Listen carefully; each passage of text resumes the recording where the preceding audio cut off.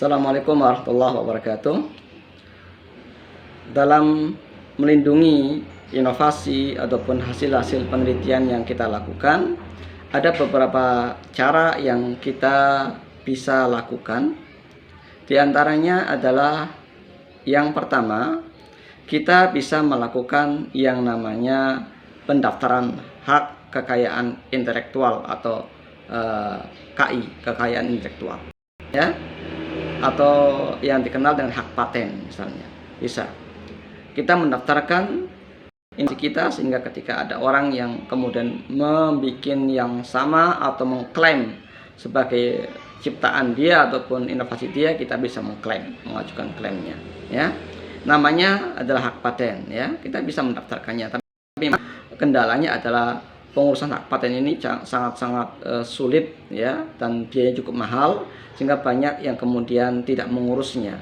Ini kelemahan daripada kita di Indonesia, ya. Jadi banyak para peneliti yang ternyata tidak bisa memiliki hak paten, kemudian akhirnya diduplikasi oleh orang-orang asing dan dihak patenkan oleh mereka.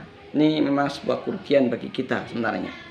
Maka ada cara yang lain, ya. Caranya adalah dengan cara publikasi, ya. Kalau misalnya tidak bisa mengurus hak paten, biasanya kemudian para peneliti ataupun para inovator misalnya melakukan yang namanya publikasi. Publikasi bisa melalui jurnal-jurnal ilmiah, kita kirimkan berupa jurnal-jurnal ilmiah, tapi tentunya ini agak sedikit sulit karena tidak setiap penelitian ataupun inovasi sesuai dengan kriteria jurnal yang terakreditasi, ya. Sehingga kemudian banyak yang pasrah begitu saja. Padahal ini hal yang sangat penting. Jangan sampai penelitian kita, hak kekayaan atas intelektual yang kita lakukan dalam penelitian itu kemudian diplagiasi oleh orang lain dengan cara yang tidak etis.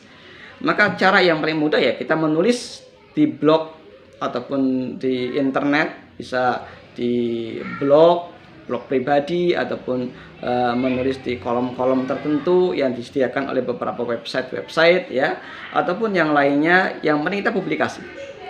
Atau misalnya kita masuk ke media sosial, misalnya sekarang ada misalnya kayak Facebook ataupun mungkin di Twitter ataupun di mana, atau di YouTube misalnya, kita bisa unggah di situ yang berbagai macam hasil riset penelitian kita, sehingga nanti tidak memungkinkan orang lain untuk duplikasi.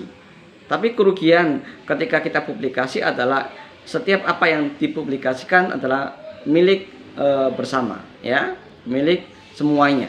Sehingga otomatis ketika kita mau memproduksi ataupun mau menuntut orang yang memproduksi hasil inovasi kita, tidak bisa, karena itu dipublikasikan. Misalnya kita menemukan sesuatu penelitian, kita publikasikan, orang lain membuat, nggak bisa kita klaim dia melakukan plagiasi, nggak bisa, ya, atau dia melakukan penjiplakan, duplikasi, nggak bisa.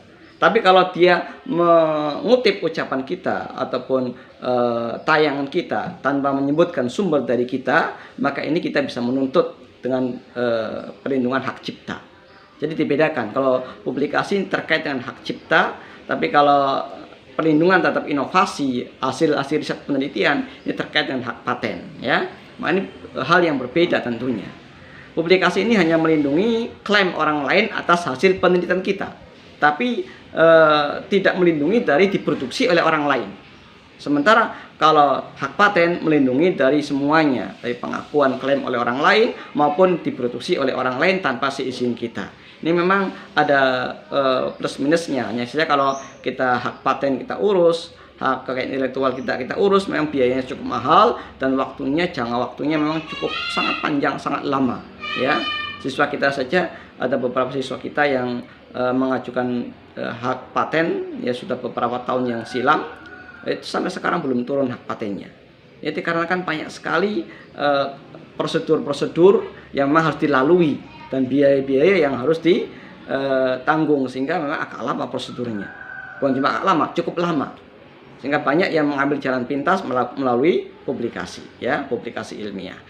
Andai kata kita tidak bisa masuk jurnal, silakan bikin blog sendiri, tulis di blog itu juga bisa. Karena nanti setiap tulisan yang ada di internet akan dilindungi oleh hak cipta.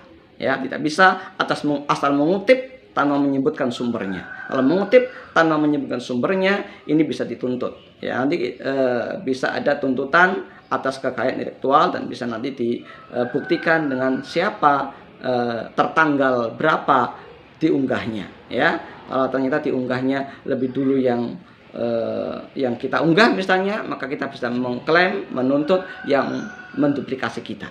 Tapi kalau mereka yang mengunggah duluan, kita belakangan, ya kita yang kalah. Memang ini cepet-cepetan dalam masalah kekayaan intelektual, karena banyak orang yang sangat-sangat begitu mudahnya untuk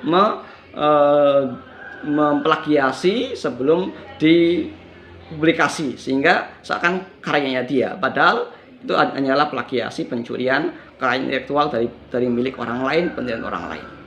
Maka kita lindungi hasil penelitian kita dengan cara apa? Kita hak patenkan atau kita tulis di internet agar dipublikasikan, ya, atau dimasukkan ke jurnal-jurnal penelitian yang terakreditasi. Baik, ini dulu, semoga apa yang kami sampaikan ini bisa menjadi tambah wawasan bagi kita bagaimana kita melindungi hasil-hasil riset kita, termasuk ide-ide penelitian kita, ya, agar jangan sampai diduplikasi oleh orang lain.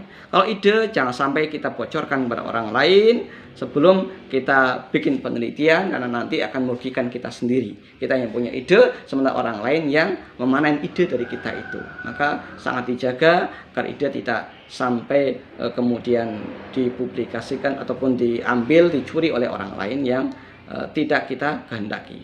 Ini dulu dari kami. Assalamualaikum warahmatullahi wabarakatuh.